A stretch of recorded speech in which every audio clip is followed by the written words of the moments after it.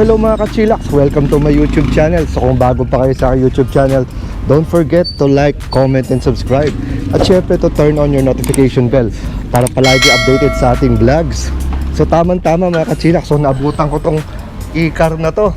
Sampa to, syempre dito lang yan sa Kilas. Hashtag Kilas lang ang malakas.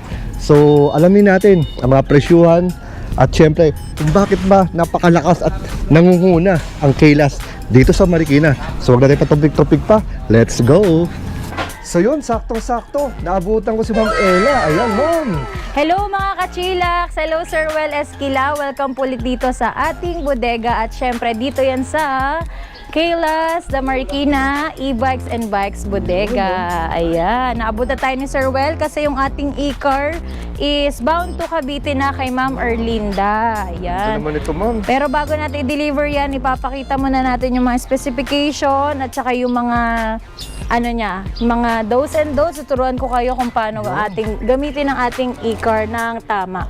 So ayan, kita nyo naman, may pag-gastang, di ba? Ito yung gastang natin, dito po yung charging port natin. Yan, dyan po tayo magcha-charge ng ating e-car. At syempre, dito para pagbubuksan nyo po yan, dito po yan. So, nakalock siya.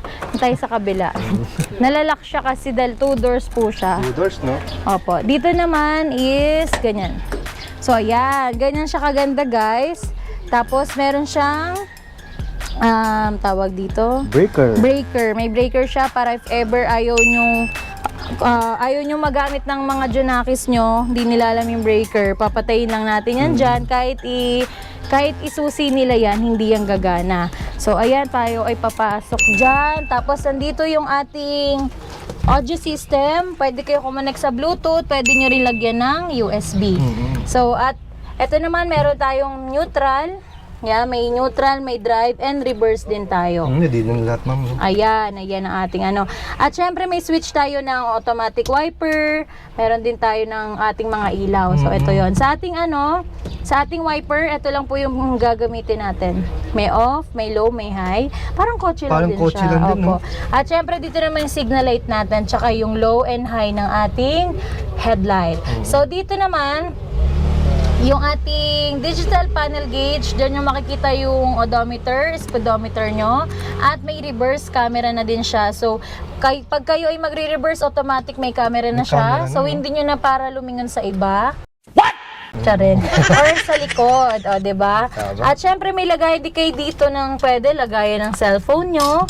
Yan, kasi malaki yung phone ko. So, kung mas malit yung phone nyo, pwede. Tapos, yung tumbler, diba?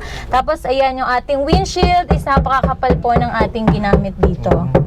Ayan. Tapos, ang ating steering wheel na napakalambot gamitin. Grabe, kung no? mapapanood yung vlogs ko, napaka-smooth lang niya gamitin. At yung busina natin, napaka-lakas din siya. So, yan, may mga style siya na ganyan para sa mga volume. Pero design lang po siya. Kasi ang volume natin is nandito talaga sa ating audio system. At syempre, kung paano siya i-handbrake, ayan. Tatapakan nyo lang po yan. Tapos, wait lang Sir Well. Tatapakan lang natin. Tapos tatanggalin. Ayan. So, hindi na kayo naka-handbrake.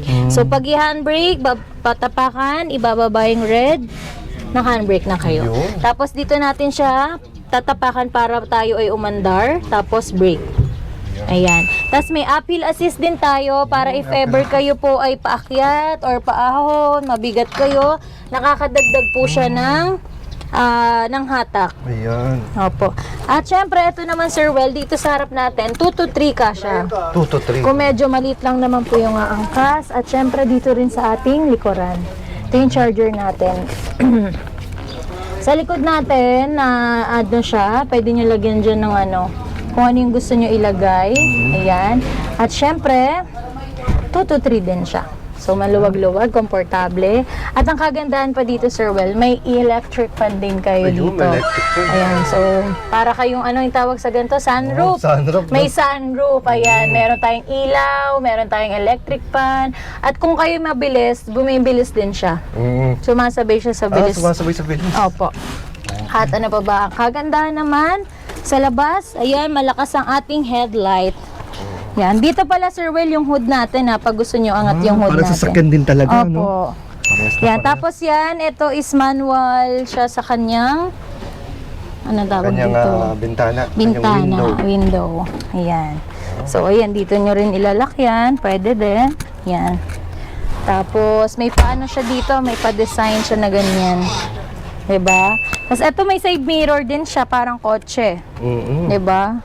At yung headlight natin, yan. Pakalaki din ang ating headlight. Nandiyan na din yung ating signal light. So, yung headlight natin, ito. Yung signal light natin, ayan. Yan. So, pag kayo mag-signal light, lalo na sa gabi, kitang-kita kayo.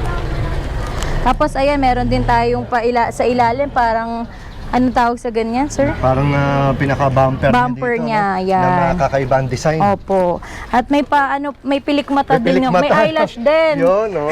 May eyelash Parang din yung Kila ikar. is life. Oh. Oh. Tapos ayan yung ating gulong is makapal na din. Yan, makapal na. Tapos ito po ay Yun, 4x10. 4x10 na po yung size ng ating e-car na tires. At syempre with crown light, para sa gabi, kitang-kita kayo. Guys, napaka-cute nyo dito sa e-car natin. Super trending nitong Ito ba ating yung e-car. napanood ko, ma'am?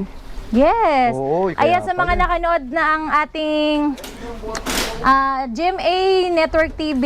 Ayan, kay Kuya kay Machensa. Ayan, thank you so much po sa pagsuporta sa atin. Dapat alam mo. Ayan. Yan. Kaya dapat alam mo. Ayan. Oo, So, ayan, alamin nyo pinakita na, no? natin dyan yung e-car natin, yung mga do's and don'ts. Syempre, kailangan tayo po ay lagi nasa bike lane. At syempre, bago po natin gamitin ang ating mga e-bikes, kailangan po from charging po siya. Pahinga mo po muna natin at least 30 minutes. Before and after. So, bago gamitin, pahinga ng 30 minutes. After gamitin, ipahinga ng 30 minutes bago i-charge. Gano'n Ayan. po katagal, ma'am, ang charging time po? Ito naman, 8 to 10 hours po si ating e-car. At ito po ay naka 60 volts, 52 amperes sa po ang kanyang battery. So ito ay Channing brand na. Number 1 brand ng e-bikes battery, ang ating Channing brand. So if gusto niyo naman mag-order, mga iba dyan, mga 3 wheels, 2 wheels, 4 wheels, meron din tayo available dito kay Kaylas ng mga batteries. Pre-delivery and pre-installation tayo dyan. At sa ating e-car din, is pre-delivery tayo within Metro Manila, Laguna, Bulacan, Rizal, and Cavite. Kaya kung gusto niyo mag-order nito, for only 210,000. Pero if ever napanood niyo ating vlog kay Sir Well Esquila, from 210, 200,000 na lang. Ito, binibigay ang ating electric car na pangmalakasan. Ma'am, follow-up Ayan. question, ma'am. Ano ba ulit, ma'am, ang top speed at range nito? Ang top speed nito is 30 to 45 kph. Bago naman siya malobat, 30 to 40 kilometers. So, depende po sa karga niya. Tama. Kung kayo ay mabigat, syempre, mas mabilis siya makakakonsumo. So, if ever hindi naman kayo mabigat, magaan lang kayo, slim lang, o Yan, diba? oo. Hindi naman kayo lagi full load, so mas matagal niyo po siya magagamit. At reminder po, hindi pa po natin kailangan ng lisensya para maka-drive ng e-car. Kahit wala po kayo lisensya, kahit wala kayong rehistro, okay lang po. Kasi hindi siya lumalagpas ng 50 kph. Opo. Ang kadalasan kasi, 50 kph po ang kadalasan nire-rehistro na sa LTO. Okay. Opo. So, ayan, kung gusto niyo mag-order niya, message nyo lang po sa ating FB page, Kayla's Bike Shop Marikina Bodega, or sa ating TikTok account, Kayla's Bikes and E-Bikes Bodega. At syempre, dito yan sa Marikina. So yun, no? Kasama ko si Kuya dito, no? Ano ang pakiramdam ng itong Solid. mini-car natin? Solid tong e-car na to. Shout out sa'yo, ma'am, na bumili na ito from Tansa, Cavite. Taga-Tansa, nakabili nito, no? Tama ka ng e-bike na napili po. Ganda dito, kahit pa paano, parang tunay na kotse na rin, no? Yes. Saka automatic.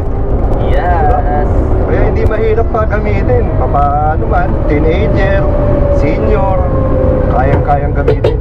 Saka malambot ang manibela, no? Yes. Saka parang tunay na kotse na rin. May ilaw, may Parang signal kotse light. na rin talaga siya, sir. Oo. At saka as of now, kuya, walang sabi ni ma'am, hindi pa kailangan ng lisensya. Opo. Saka, Kasi hindi pa naman po siya tumatakbo ng 50 kilometers per hour. sabi ng LTO, no? Yes. Oo, as of now. Ayan. Nakita niyo takbo namin, no? Smooth na smooth. Kayang-kaya namin makipagsabayan sa mga regular na gasoline powered na, sasakyan. Kasi ito yung maabot ng kuya, 35 kilometers per hour. Oo. Opo. Ayun, wala. Ayan, gauge natin.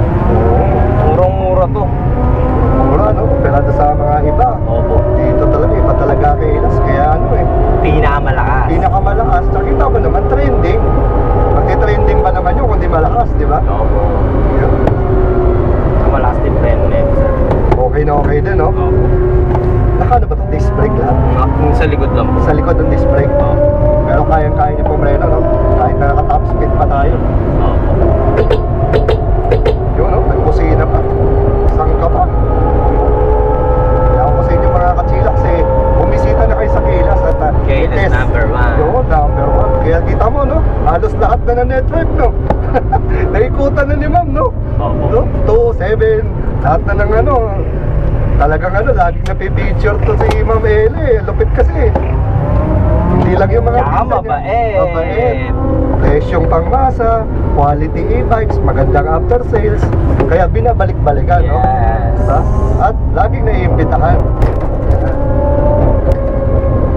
Yan, dito lang yan.